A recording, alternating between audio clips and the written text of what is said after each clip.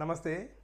Congress party municipal ఎన్నికల్లో అత్యంత ప్రతిభ చూపించి ఎక్కువ స్థానాలు గెలుపొంది తెలంగాణలో మళ్ళీ తమ చరిష్మా చాటాలనుకుంటుంది.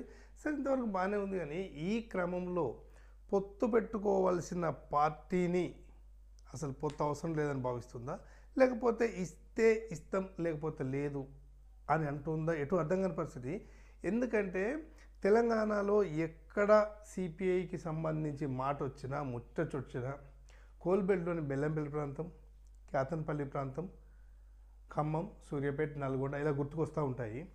కానీ కేతనపల్లిలో సిపిఐకి బలం ఉందా? మేము ఎందుకు సీట్లు ఇవ్వాలి? వాళ్ళు 5-6 అడుగుతున్నారు, ఇస్తే 2-3 ఇస్తాం లేకపోతే లేదు అనే స్థాయికి ఎందుకు వచ్చింది? అసలు నిజంగానే కేతనపల్లిలో సిపిఐకి బలం లేదా? ఒకసారి వీడియో చూద్దాం.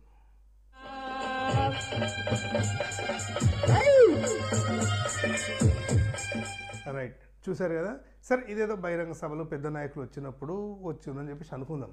కానీ ఆ నాయకులు ఏమంటున్నారంటే, కేతనపల్లి మా కంచుకోట, మేము అడుక్కోవాల్సిన అవసరం లేదు, మేము ఎవరిని ఇచ్చాల్సిన అవసరం లేదు, ఒప్పుకొని మాకు మిత్ర బంధం మేరకు, అంటే స్నేహబంధం కావచ్చు, ఆ రాష్ట్రాయిలో ఉన్న అలయన్స్ ప్రకారం కావచ్చు, మేము నమ్మిన సిద్ధాంతం ప్రకారం ఇచ్చిన మాట కోసం కట్టుబడి ఉంటాము. కాబట్టి మేము అడిగిన సీట్లు మాకు ఇస్తే మేము గెలిచి మీకే మద్దతు ఇస్తాం.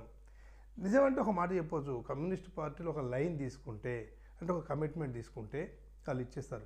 నేను కూడా మా మిత్రుడు ఒక మాట అడిగినాను, ఒకవేళ కేతన్పల్లి కానీ ఇంకొకడ కానీ మీరు మద్దతు ఇచ్చిన పార్టీకి కాకుండా ఇంకొక పార్టీకి చైర్మన్ అయ్యే అవకాశం ఉంటే సపోర్ట్ చేస్తారంటే నవ్వి ఊరుకున్నాడు అన్న. అది ఒప్పందం ప్రకారం, అలయన్స్లో ఉన్న ఒప్పందం ప్రకారం అది మనస్సాక్షి విరుద్ధం అన్న. కమ్యూనిస్ట్ పార్టీలో వాళ్ళు చేయడం అన్నాడు.